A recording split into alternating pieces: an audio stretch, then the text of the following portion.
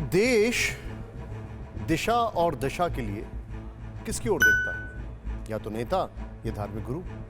एक चुनाव में व्यस्त हैं और दूसरे कुंभ में। फिर क्या करेंगे? इस साल 2 फरवरी को जब देश में कोरोना के केस 8,635 दर्ज किए गए तो लोगों को उम्मीद जगने लगी कि महामारी खत्म होने को है।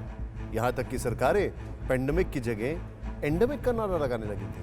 लेकिन फिर क्या हुआ ये कि तब जो कुछ लोग लापरवाही बरत रहे थे उसके बाद बहुत लोग लापरवाही बरतने लग गए, जिसका नतीजा ये हुआ कि 15 फरवरी आते आते देश में कोरोना की दूसरी लहर ने दस्तक दे दी।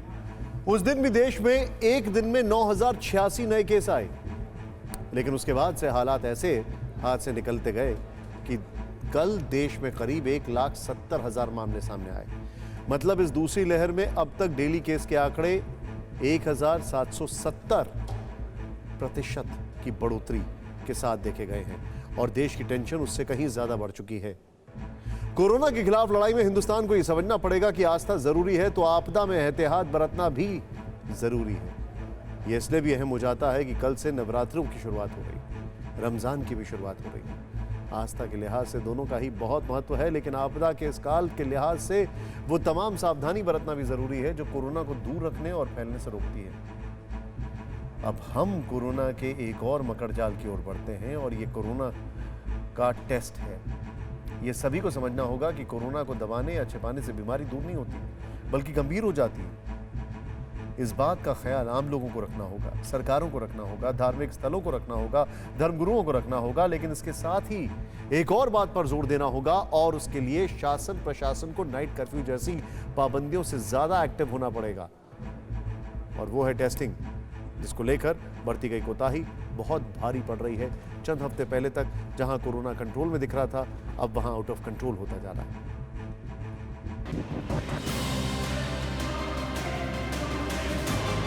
कोरोना के कहर और टेस्टिंग की रफ्तार को हल्के में लेना कितना भारी पड़ सकता है, ये बात उत्तर प्रदेश में हुए कोरोना विस्फोट से साफ साफ समझी जा सकती है।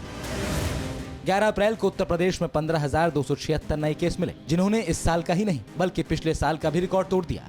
पिछले साल पहली लहर के पीक में जितने केस मिले थे, ये उससे दोगुने से भी ज्यादा हैं। ये सब कुछ हुआ है कोरोना को कमजोर मानने और RT-PCR टेस्ट कम करने की वजह से। एक और लोगों ने SMS फॉर्मूला यानी सोशल डिस्टेंसिंग, मास्क और सैनिटाइजर से दूरी बनाना शुरू कर दिया, तो दूसरी ओर शासन प्रशासन ने 3T फॉर्मूला मतलब टेस्ट, ट्रैक और ट्रीट को अपनाने में कोताही बरती। नतीजा ये हुआ कि जिस कोरोना की फरवरी में सांसें फूलने लगी थी, वो कोरोना फिर से दम भरने लगा और पहले से भी ज्यादा विकराल हो गया। दूसरी लहर की शुरुआत 15 फरवरी से मानी जा रही है और इस दौरान उत्तर प्रदेश में नए केस मिलना 263 गुना से ज्यादा बढ़ गया। यहां तक कि सूबे की राजधानी लखनऊ का भी हाल बेहाल है और ये कोरोना का एपिसेंटर बन गई है।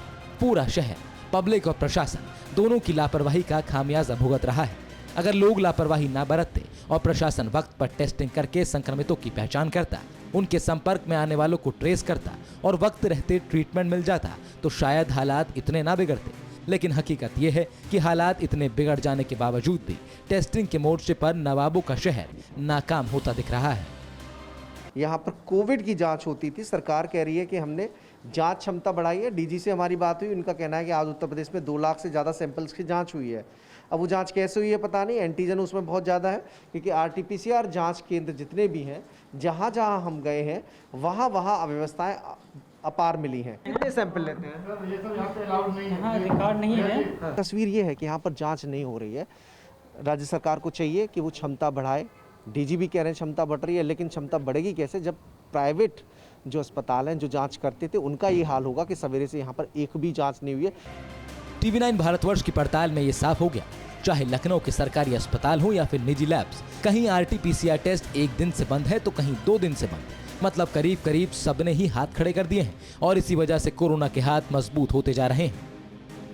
सिर्फ इस महीने की बात करें तो 1 अप्रैल को लखनऊ में 938 नए केस मिले थे। 11 अप्रैल को 4,449 के आंकड़े तक पहुंच गए।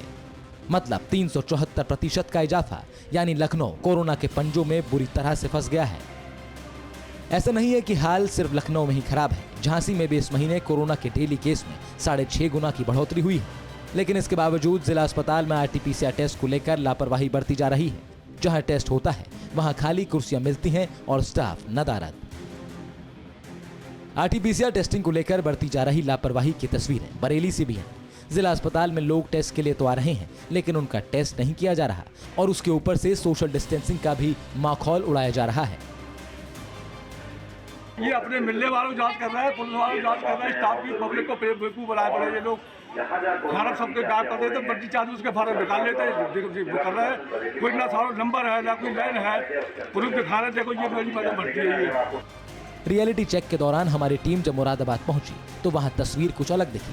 सरकारी और प्राइवेट लैब्स में लगातार टेस्ट के लिए लोग उमड़ रहे हैं, क्योंकि यहाँ भी कोरोना का मीटर बेकाबू होता दिख रहा है।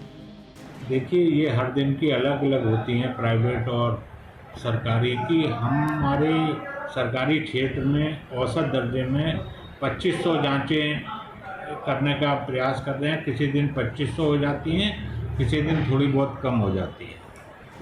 दरअसल आरटीपीसीआर टेस्ट पर ज्यादा जोर देने की जरूरत इसलिए है क्योंकि सबसे ज्यादा सटीक नतीजे इसी टेस्ट से हासिल होते हैं। अगर वक्त रहते संक्रमण का सही पता नहीं लगता तो इससे संक्रमण तेजी से फैलने की आशंका रहती है। संक्रमित व्यक्ति के संपर्क में लोग आते रहेंगे और संक्रमित होते रहेंगे। केंद्रीय स्वास्थ्य मंत्रालय राज्यों से कह चुका है कि कुल टेस्टिंग का कम से कम 70% या उससे ज्यादा आरटीपीसीआर टेस्ट होना चाहिए, लेकिन आधे राज्य और केंद्र शासित प्रदेशों में 50% टेस्ट भी आरटीपीसीआर से नहीं हो रहे। न्यूज टॉप 9 रोज सुबह 7 बजे और शाम 7 बजे सिर्फ TV9 भारतवर्ष पर।